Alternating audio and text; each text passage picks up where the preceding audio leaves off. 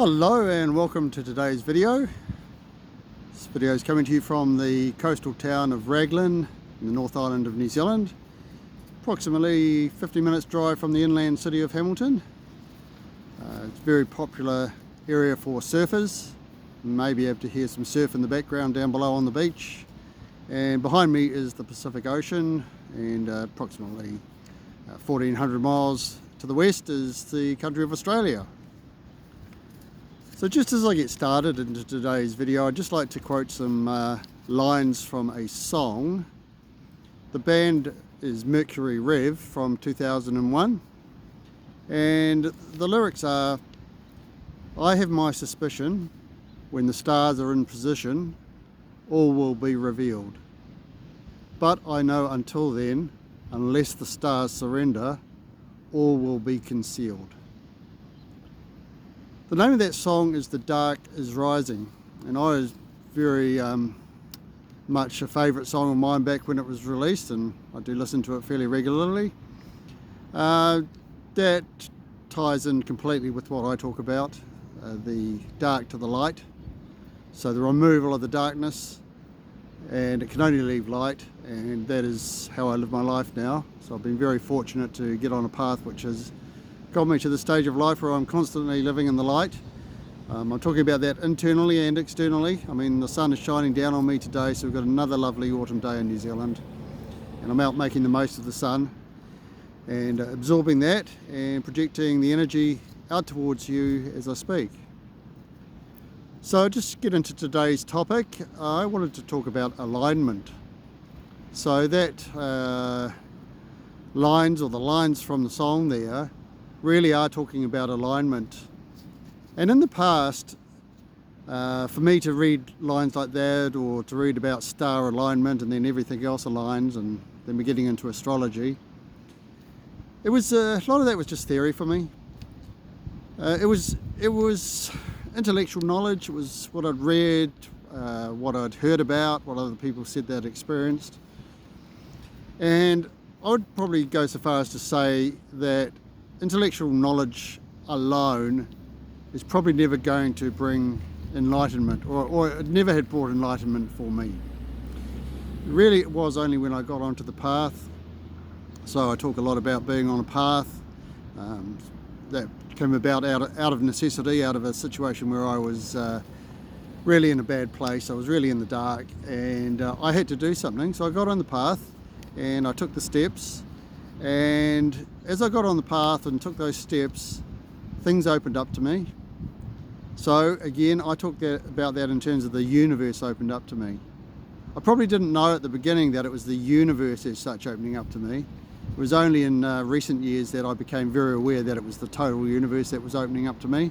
But I was doing it step by step, and everything I did added into the ultimate result. So the ultimate result is me sitting here as we speak, but the true ultimate result is wherever I end up. So it's an ongoing situation. The journey is ongoing. So speaking about alignment and what that really means, or how that comes about, it really was only when I got everything into balance. So people talk about balance in life, everything in moderation almost. I would go so far as to say getting everything into balance in life goes much deeper than just that day-to-day stuff that you might have going on in life. I'm really talking about getting back into the energy fields that exist within all of us, being in alignment with your chakras. That's the path that I've really gone down, and it's so noticeable that once I manage to activate and align my chakras, everything has really just flowed in at pace. It was a long journey really, but looking back, I would say that there was a cost involved, and the cost was really the pain, suffering, difficulties, the hard work, the discipline. So when I'm talking about discipline, I'm talking about things like meditations. I'm talking about things like attending meditations, or attending spiritual courses, attending spiritual retreats. Talking about looking after my health. So I talked yesterday about that a little bit, about getting rid of the alcohol, getting rid of that short-lived methamphetamine stint that I had. Eating vegetarian for me has done me wonders. So all of those things have added up to the result as it stands at the moment. So life being in balance has meant that everything aligns.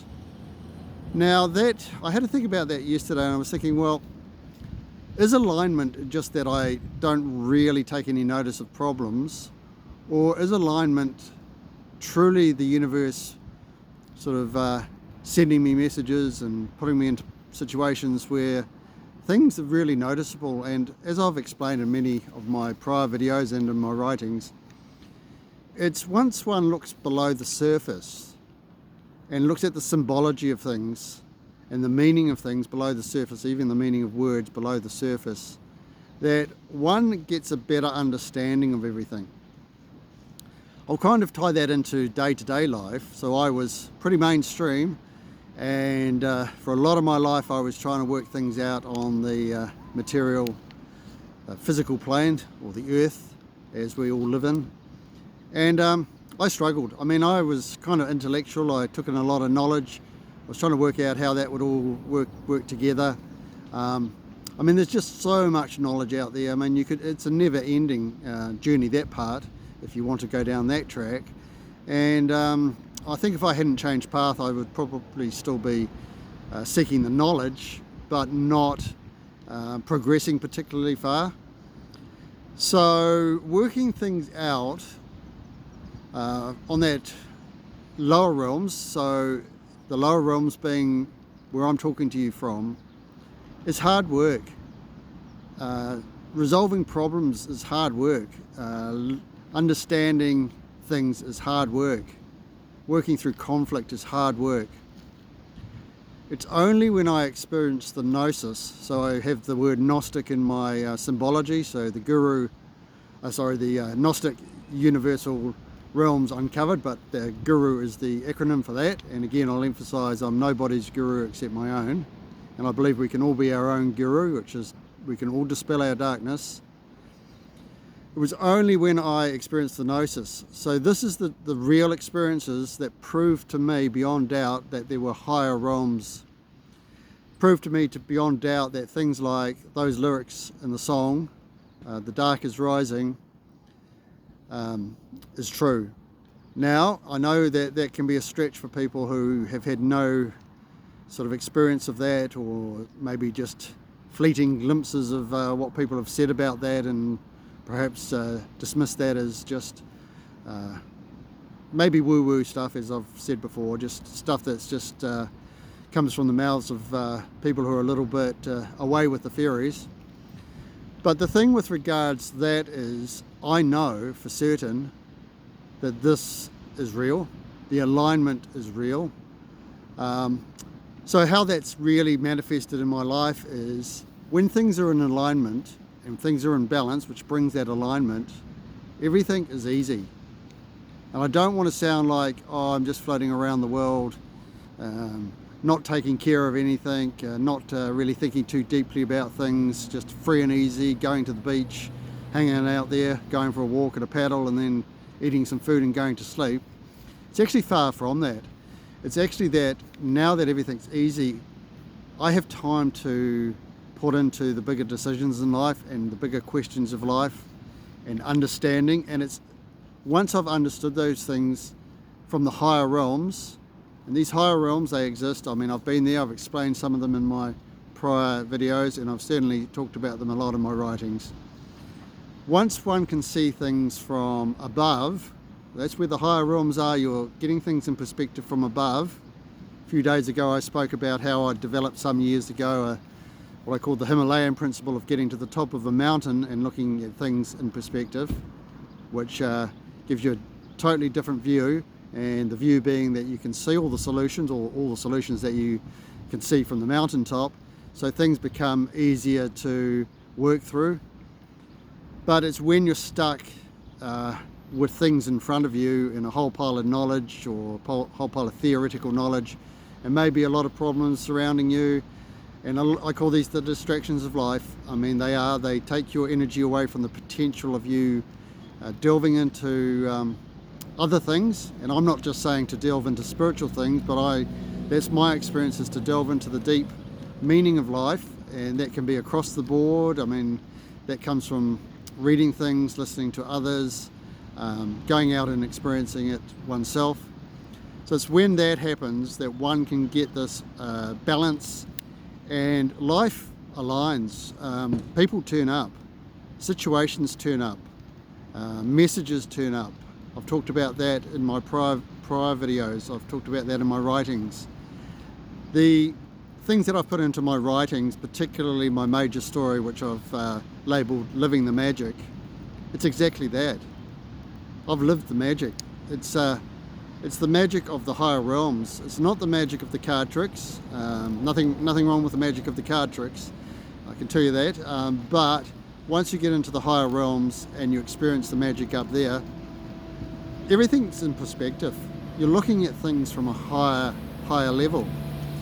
And once you're up there, so to speak, and if you can integrate that back into day-to-day life, which I am always trying to do. I mean, I've got many years left in me on the earthly plane in this incarnation.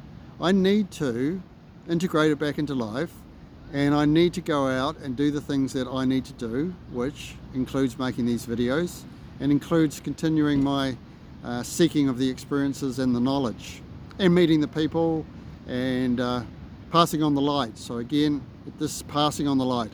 I'm very fortunate that I became a conduit for the light by dispelling my darkness and finding the things in life that brought me light and surrounding myself with light.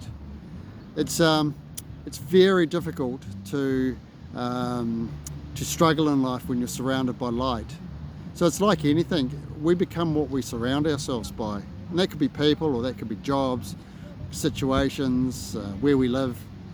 If those things are not serving us well or bringing us happiness, probably in my mind it's time to question, and I had to question, but it took me some really difficult times to come to that conclusion that I needed to actually get on a different path. So I'll just a couple of things in recent days in terms of alignment, and these may sound quite minor, or they may just sound like coincidences, but they're actually synchronicities.